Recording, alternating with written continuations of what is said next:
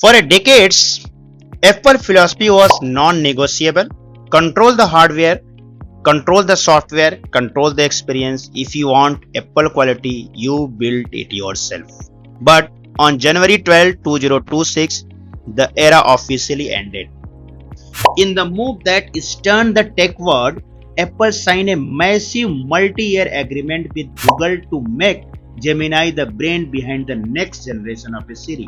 Despite having 130 billion in the cash, Apple admitted it could not build its own AI model that is competitive enough to Gemini and OpenAI and other AI platforms. This is not just a software update. It is geopolitics earthquake. While Google takes the throne in the West, Apple has been forced to partner with Alibaba in China to survive rise in sovereign AI. And perhaps most shocking of all, the company that started AI revolution, OpenAI, has been kicked out from the Apple. Today, we are breaking down the Apple surrender and private cloud architecture they claim to protect your data, and Nvidia has replaced Apple as the most important company in the world. So let's look on the deal. For a year, Apple tested everyone. Early reports suggested that OpenAI are the front runners. So why did Google win the game? According to sources, OpenAI lost for two critical reasons. First, reliability. Their servers are not reliable. Every time outages are there. When you push the button of 2 billion active device, when Apple have a 2 billion active user of their phone and Siri users, they don't want their service should go down for a fraction of a second. And OpenAI have a history for a service disconnection because of their server down. So OpenAI has been kicked out from the Apple progress. Second, it was strategic. OpenAI is building the hardware that is direct competitor of Apple's hardware. OpenAI is actively building the hardware that can give the competition to Apple hardware. Apple never wants some competitor to survive who is giving competition for their hardware production. Meanwhile, Google was the safe bet. They are already Power AI and millions of Samsung devices are using Google AI. But technical glitch and context window, Gemini 1.5 Pro offer massive 1 million tokens. For OpenAI, analysts are calling this is the critical blow for their valuation because Apple kicked them away. They has been relegated to legacy utility and optimal toggle rather than core brain of iPhone. Apple is the privacy company and Google is the data company. How can this possibly work together? Apple answered this one. We developed the private cloud compute PCC. They publish massive security paper on this and details are fascinating. Here is the promise of Apple. When you ask Siri complex question, your data hits Apple PCC server first. These servers are stateless computation. This means your data is only to answer the request, not to store in the device.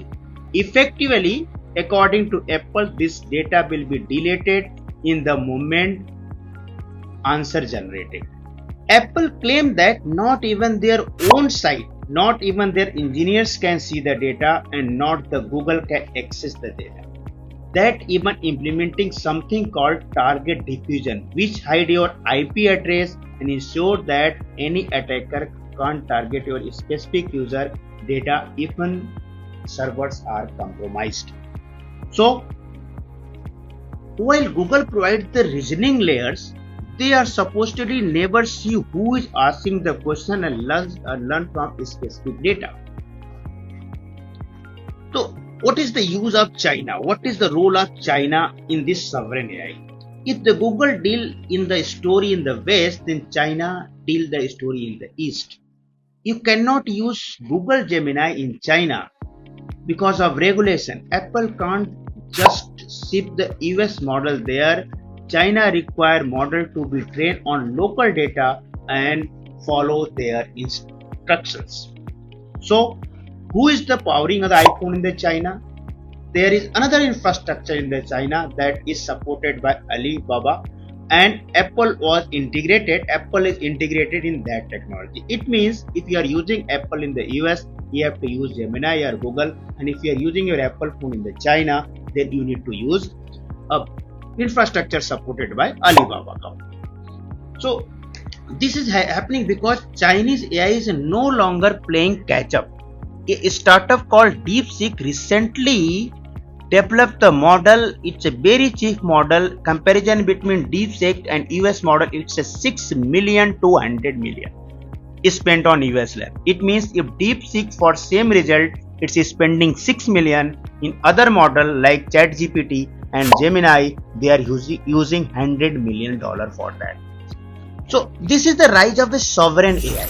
Means Apple has to maintain two separate brain for Siri, one for the Western bloc and one for Eastern bloc, one for the US and another for China. So there is a hardware war. AI is supported by hardware. So there is a hardware war as well.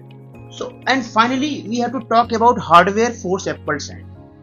For a decade, Apple was the VIP customer for TSMC, the world's most important chips manufacturer. If Apple wanted 3 nanometer chips, they got them first, but the relationship is now twisted.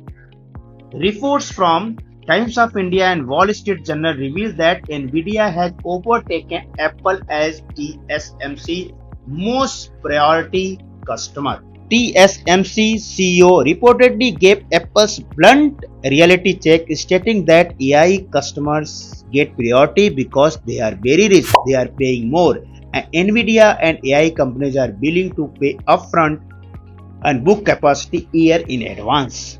This is humiliating for Apple and point where they now exploring partnership with Intel, and long back they kick off Intel from their company, and initially Apple was the chip manufacturer, chip supplier for the Apple.